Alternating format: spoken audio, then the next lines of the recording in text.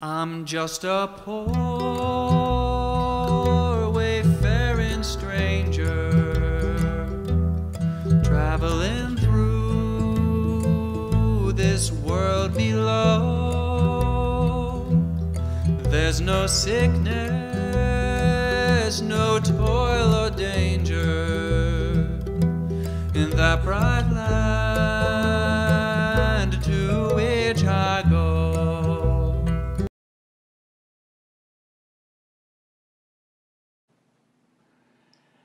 Hi there. This is our first episode of the Messy Friar. And yes, that's me, Deacon Randy, St. John Evangelist. You know, this Lent started off real good.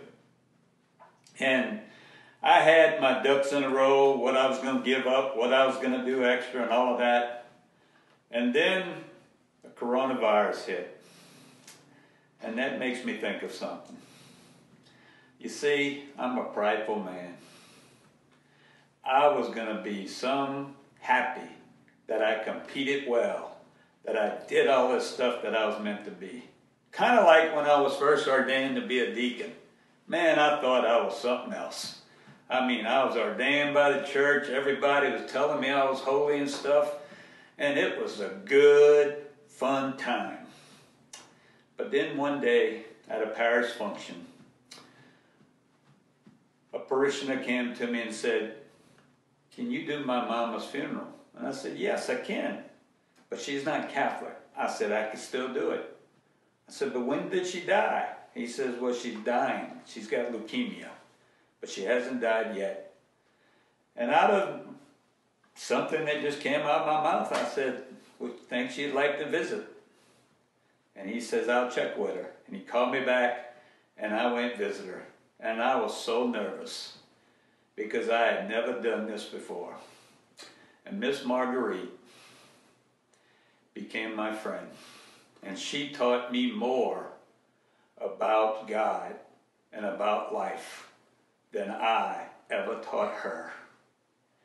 But it's because God gave me those words that allowed me to see that it's not in the things that I do. It's when I let God do through me that things happen good. You know, this Lent, we might be kind of upset that right here in this room, the confessional that we're sitting in right now, we can't come to. We can't ask the priest to forgive us in the sacrament of reconciliation. We can't come into this building on Sunday and every morning to have Mass and to receive the Eucharist. And I can't come here on Fridays when we change this building to an adoration chapel and adore Christ in the Eucharist. If you'd have told me that I'd had to give up that for Lent, I would say this would be one of the worst Lents I would ever have. But you see, brothers and sisters, my pride, I had to give up my pride because I know that when I come to Mass every day, when I do everything I said I'm going to do this Lent, that a part of my ego loves it. Matter of fact, let me be honest with you. Seeing all the people that were excited about this video series kind of made my head swell big.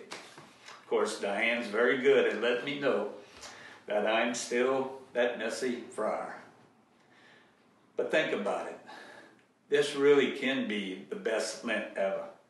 Sorry, Dynamic Catholic, for taking your words there, but seriously, it's a time that we are down to the bones.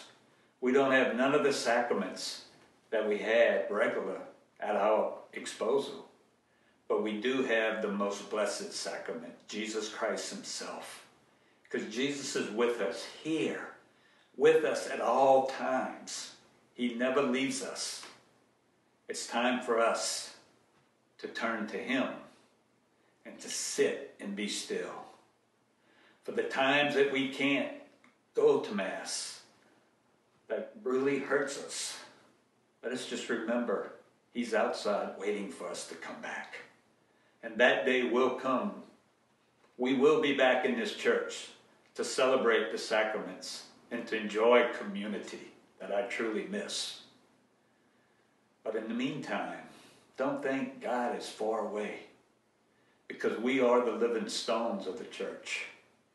This church is a building, and a very important building, but it's not the body of Christ. Me, you, all of us together, working through this hard time is the body of Christ. And if we take this time that we're given and really believe that and live that, then when we come back as a community, this is going to be a welcoming community. Even at Easter and Christmas, when I can be so hard on those that only come at that time, we can be so excited to see them that we can welcome everybody, no matter what, and make this truly a house of God. But brothers and sisters, let us remember, this is a darn good Lent, because we're giving up things that we never would have given up unless the coronavirus came about. So let's not sulk. Let's not just worry. Be fearful. Let us follow the guidelines so that we can help it stay at bay. But let's remember, Christianity isn't just in this building of stones. It's everywhere we are.